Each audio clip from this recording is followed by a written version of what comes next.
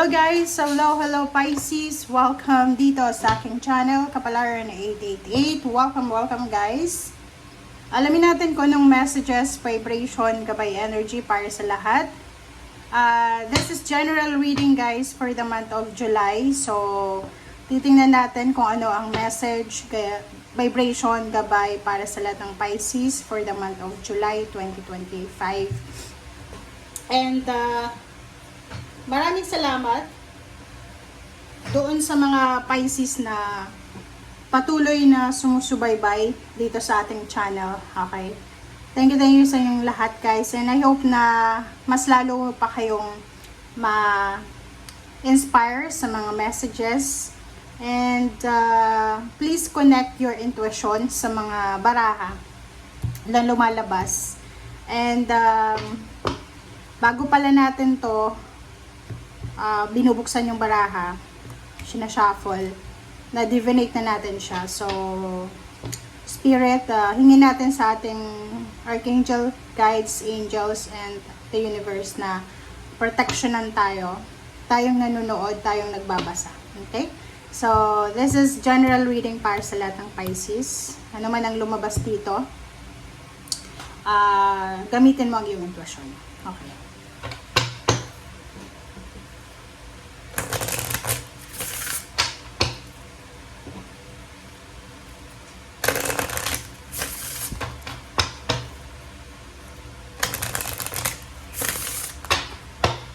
Okay, Pisces. Kumuha tayo dito ng one card for the month of July 2025. Pisces. Okay, first card natin. Okay, Pisces. First card. This is the card from your angels, from your holy angels, archangels. Ask for help from others. Okay, Pisces. Kung ano man ito na pinagdadaanan mo sa ngayon bago dumating yung July, sinasabi ng baraha sa'yo na huwag mong sarilinin siya. Huwag mong kumbaga solohin. Huwag mong solohin yung mga nararamdaman mo, obligations, duties, responsibilities, or anything na mabigat. So ask for help. Humingi ka ng tulong sa mga tao sa paligid mo. And at the same time, kung parang feeling mo helpless, hopeless ka, walang taong gustong tumulong sa'yo, you need to ask guidance, assistance from your angels, from your guides na sana tulungan ka sa kung ano man ito na pangangailangan mo. Okay? And this month of July, pagsimula pa lang ng July 1, you need to pray, you need to manifest, you need to invoke angels, archangels guide para sa mga mangyayari sa buhay mo starting July 1. Okay? So, ask for help. So, ibig sabihin, iwasan natin Pisces yung pag-handle, pag-shoulder ng mga problema na hindi naman para sa atin. Iwasan mong ilagay ang sarili mo sa breadwinner mindset. Okay? Isipin mo na sa loob ng pamilya, hindi lang dapat isang breadwinner, dapat lahat ay breadwinner. Okay? And kung nabibigatan ka, it's either relationship, with your family, with yourself, with someone, medyo hindi ka masaya sa lugar, sitwasyon, pangyayari, just let go, let God, abandon yourself, diba? Withdraw yourself from that situation, and yun, para gumaan yung kalooban mo. Okay, Pisces. Thank you. Pisces, second deck tayo.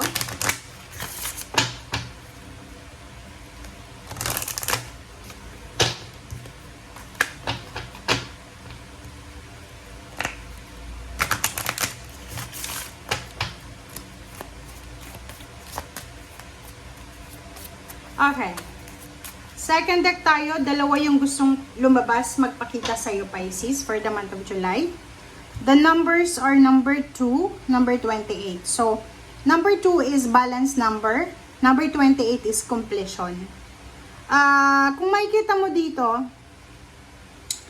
posibleng may Pisces na magsa-celebrate ng mansary. If you are in a relationship pa lang, like you have boyfriend and girlfriend, If you're married, maybe may mga celebration of wedding anniversaries, birthday ng family members, or anything na balanse. Kumbaga, ang buwan ng July sa'yo ay maraming rason para aside from June, July, August, until December, yun yung mga months na marami kang isa-celebrate sa buhay mo.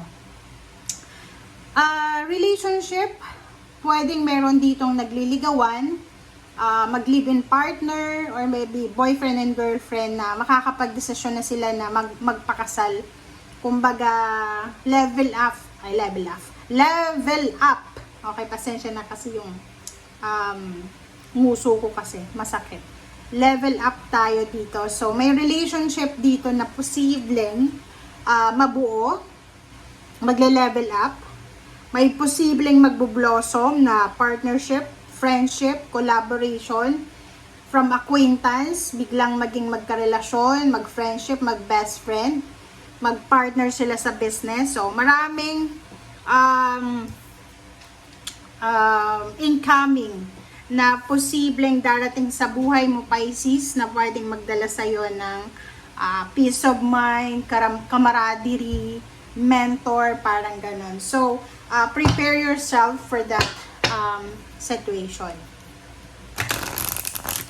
Okay, third deck tayo, Pisces.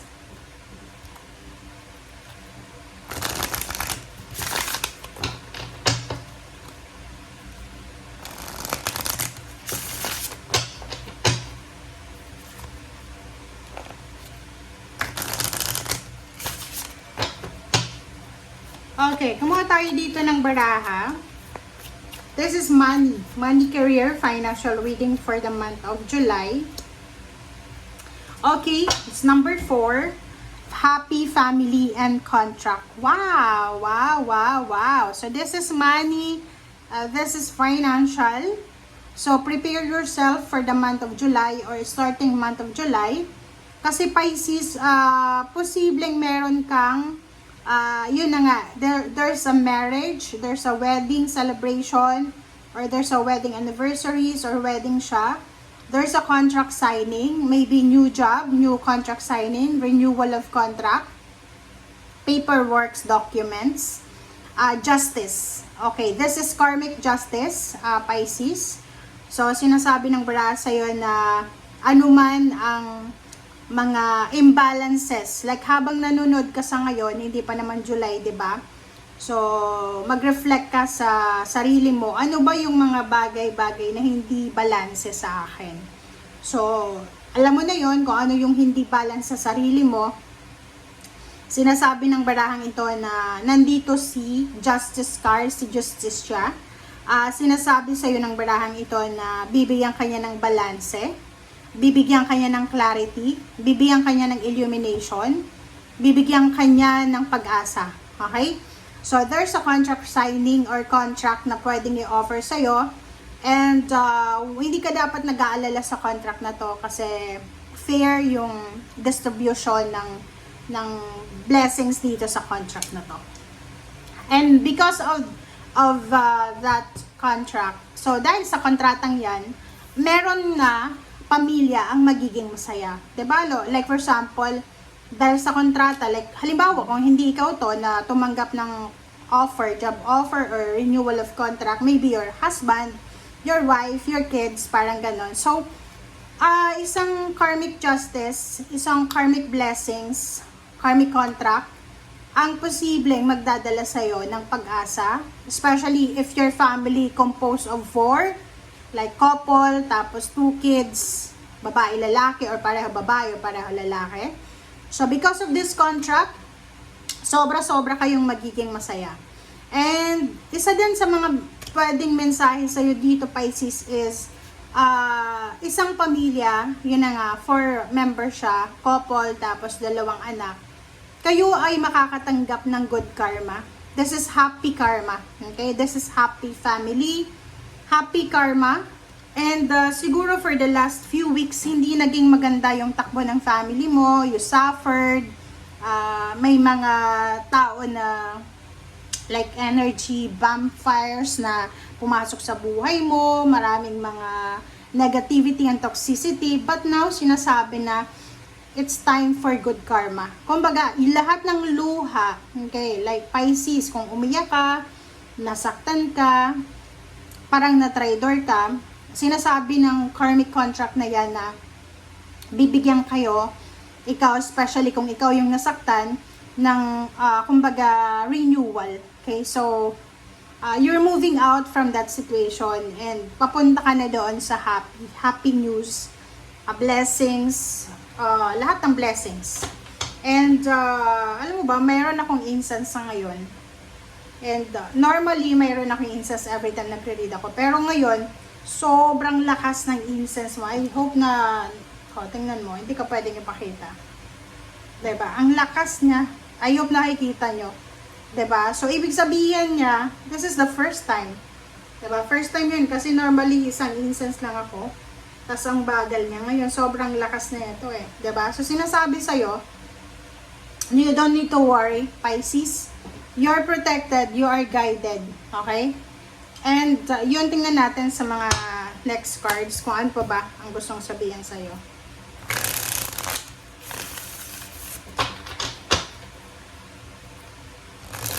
Ang parang nararamdaman ko sa energy mo na yan, lalo lumabas yung contract tsaka happy family. Siguro may mga group of individuals na nag-connive sila sa bawat isa. They're partnering themselves, diba?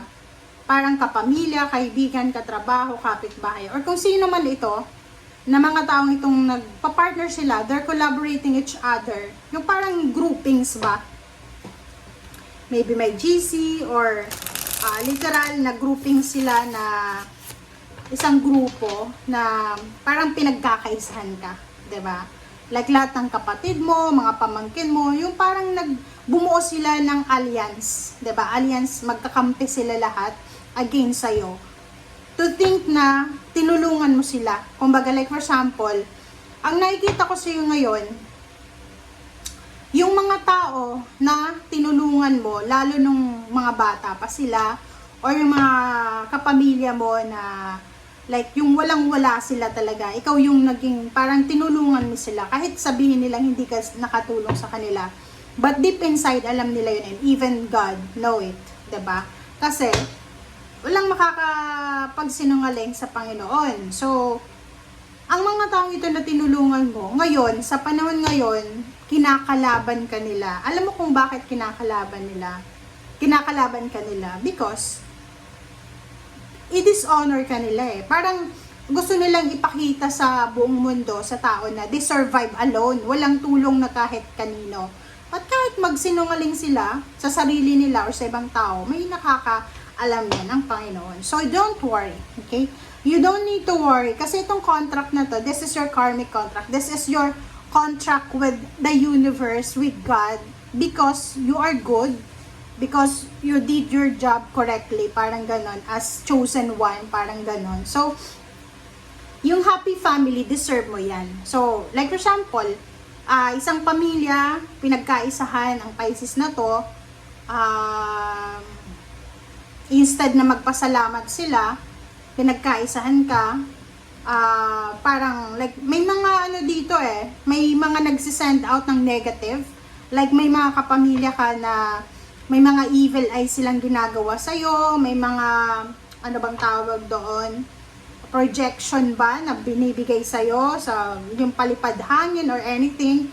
But you don't need to worry because yun nga, you have contract with God, you have contract with the universe. So ibig sabihin yan, you are protected, you are guided. Kahit magsama-sama pa sila, gumamit pa sila ng evil, wala silang makukuha sa'yo or wala silang magagawa para tibagan ka or ilibing ka ng buhay.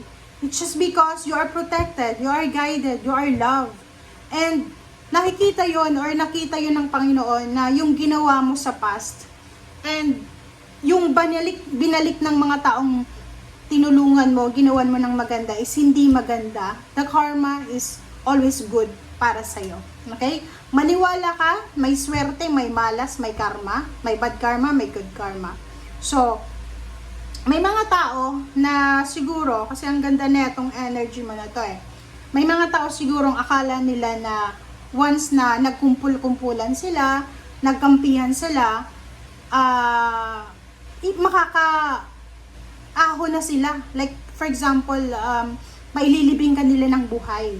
Hindi nila alam, para kang damong ligaw, 'di ba? The more na inililibing ka nila ng buhay, the more na uusbong ka, magbo-blossom ka, parang gano'n. And may nakikita ko sa'yo dito na yung mga taong ito na mga taong tinulungan mo, sobrang evil ng ugali nila. And nakikita ko sa kanila na sobrang ungrateful nila. Yung parang gawan mo sila ng maganda, parang malaahas ba yung atake nila. And careful lang, doon sa mga Pisces, paki-comment sa comment section. If you are, for example, experiencing na may mga dreams kayo, 'di ba? Pag natutulog ka, nananaginip ka ng ahas, it means na talagang itong mga taong to ay may gusto kang kagatin, gusto kang gawa ng masama. Kasi ahas is evil eh. Transformation din, so ibig sabihin, ang mga taong to ayaw nilang mag-transform ang buhay mo. So, ayos lang yon, just let it go, just let God let it go. Basta, ang sinasabi ng Barasya dito, Pisces, kailangan ang kakampi mo ay Panginoon, ha? Ang kakampi mo ay Panginoon, hindi evil. So, kahit pagsamasamahin pa ng evil yung mga taong yan, basta ikaw kakampi mo ang Panginoon, walang sino mang makakatalo sa'yo. Okay? And this life, walang competition dito eh. Kung nakikipagkompetensya sila sa'yo, so ayos lang, let them be, kasi sila lang yung mapapagod niyan. Okay? Ang buhay natin dito, we have our own journey. So if tinulungan mo sila during their tough times, dapat they are grateful. Hindi dapat sila yung sunggaban ka as parang mga, alam mo yon, ungrateful individual. But okay lang yon, kasi kahit sa lupa, may mga talagang evil na tao. So, depende yon sa kung ano yung pumapasok sa isip nila. Okay, yon. Pisces, this is for the month of July, ha. You need to be careful sa mga messages dito. Pakinggan mo siya, ha. Pakinggan mo, Pisces. Sobrang ganda niya. Okay, sa ilalim mo, kumuha tayo ng ilalim card is the Hermit, Four of Cups, and Two of Pentacles, and Four of Pentacles. Wow! Pisces. Diba sabi ko sa'yo, it's group. It's group of evilish person, individuals na parang alliance na sila, magkakakampi. So nakikita ko sa'yo dito, the Hermit and Four of Cups, merong isa sa mga taong yan na gusto kang ibagsak. Kapamilya mo to eh, kadugo mo sila. Huwag na tayong pumunta pa sa labas ng pamilya mo, kadugo mo to. Kasi happy family to eh, diba? Ang the Hermit na to, may isang tao dito. Isa yun, isa. Okay, eto yung isa. Isa sa mga tao na yun na gusto kang ibagsak. They're suffering. Diba? Akala mo yun, diba? And for today's ngayon na June 24 ba ngayon? Okay, June 24.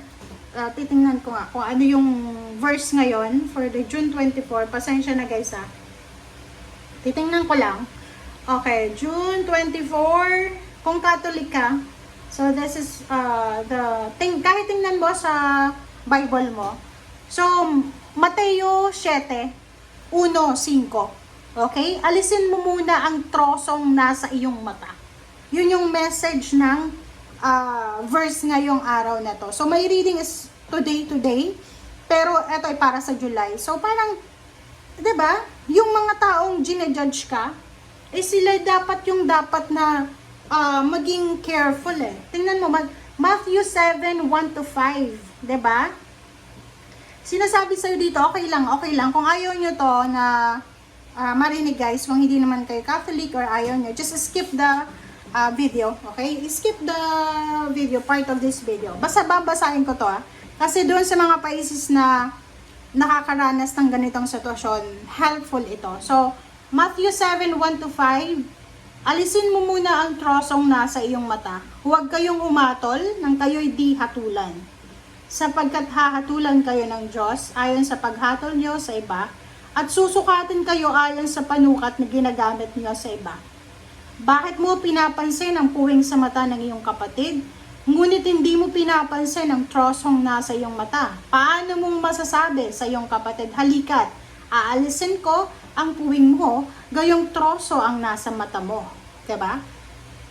Mapagkunwari, alisin mo muna ang trosong nasa iyong mata, at sa gayon makakakita kang mabuti at maalis mo ang puwing ng iyong kapatid. Diba? This is our daily gospel sa lahat ng Zodiac sign, June 23, 2025. Okay? Monday of week 12 in ordinary time. So, yun. This is resonated sa message ng baraha na, di ba? Yung mga taong ginajudge ka, tingnan mo, di ba? Okay, maging mapagmatsyag ka. Yung mga taong ginajudge ka, usually sila yung mga dapat na i-judge eh. Pero sinusukat ka nila according sa panukat nila eh. And ang nakakatawa pa, tinulungan mo sila, 'di ba? But okay lang 'yon kasi yung pagtulong natin is sa atin 'yon. But yung revenge nan is not ours, okay? Okay lang 'yon. The Hermit and Four of Cups yun. So, sinasabi ng baraha na isa sa mga nagja-judge sa'yo, sa mga nanunukat sa'yo, ay sobrang namumroblema sa ngayon eh. Diba? Namumroblema siya eh. Kasi, unang-una, yun nga, sabi, may puwing siya sa mata eh. Malatroso yung puwing eh. Yung parang, ginajudge niya ang buhay mo. Hindi niya nakikita na sobrang toxic ng buhay niya eh. Okay? Maybe yung isa dito na nagja-judge sa'yo is may kaso siya. Or maybe yung isa is nagtatago sa batas kasi may ginawang kaso for several years, so several decades na kahit ikaw nagsuffer ka because of a criminal offense ng taong ito. Diba? So, isa yun sa pwedeng maging dahilan. Pangalawa, ang mga taong ito na mga nasa paligid mo na to Pisces, na yung nagko-connide sila, 'di ba? They are partnering each other para ibagsak ka. Akala nila dahil sa magkakampi na sila lahat, akala nila ayun quote and quote 'yun akala nila dahil sa nagkampihan na sila, Four of Cups ka na. 'Di ba? Yung parang feeling nila, kailangan tayo ni Pisces eh. Kailangan natin na para makuha natin yung loob ni Pisces ganito, magkampihan tayo, tapos ikaw, para makakuha ka ng pera sa kanya, kunyari kakampi mo siya, pero ibibigay mo sa amin yung information. No. Akala ng iba, you are desperate. Ang kala ng iba, nasa Four of Cups ka. Akala nila kailangan mo ng kakampi. Akala ng iba, kailangan mo ng katulong sa financial needs mo.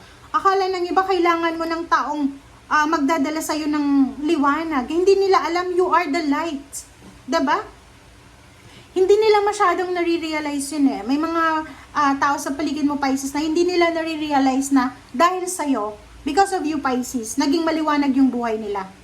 Kung wala ka sa buhay nila, walang liwanag sila eh. Okay? So, ngayon, ito yung iniisip nila eh. Parang iniisip nila, naku, si Pisces, kawawa naman, buti nga sa kanya. Hindi nila alam, you're surviving, you're free, diba? You're not alone, you're not lonely because you have your family eh. Tingnan mo to oh.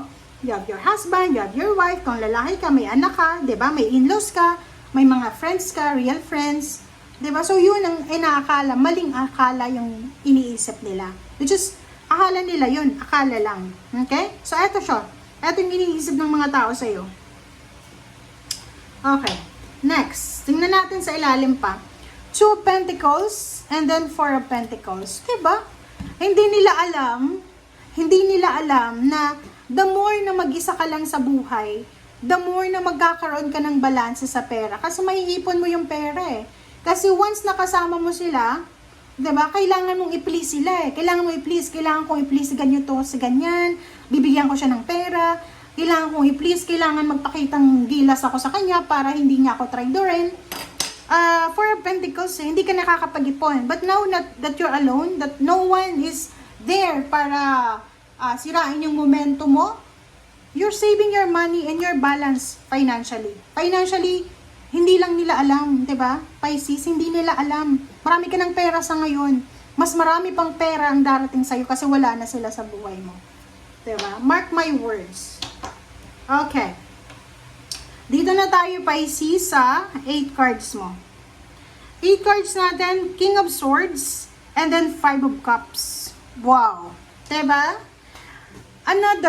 Another Pisces, this month of July, kung sino man ang isa sa mga taong nagkukontsaba or yung mga taong nagpa-partner together para sirain ka, para i-backstab ka, para traidorin ka,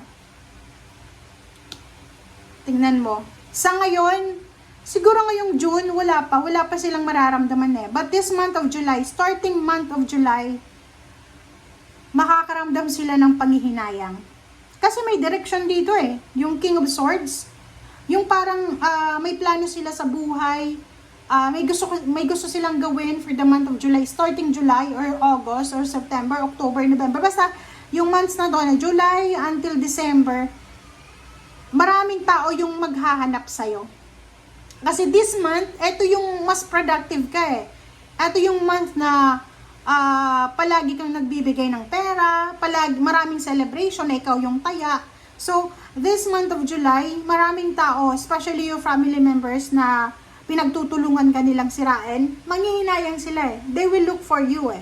'Di ba? Hahanapin nila yung presensya mo. Kahit sabihin natin na, kahit sabihin natin or sabihin nila na, okay lang, makakasurvive tayo sa buhay kahit wala si Pisces. Okay lang, may iraraos natin ng okasyon dahil kahit wala si Pisces. Pero deep inside sa kanila yon, 'di ba? Normally, wala ni piso silang inaambag. Ikaw lang mag-isang nagbibigay. But now, tingnan mo to, manghihinayang sila eh. 'Di ba? Okay lang yon, they deserve it. They deserve it. Page of Cups and Nine of Rods, 'di ba?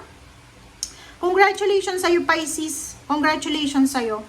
Kasi yun na nga.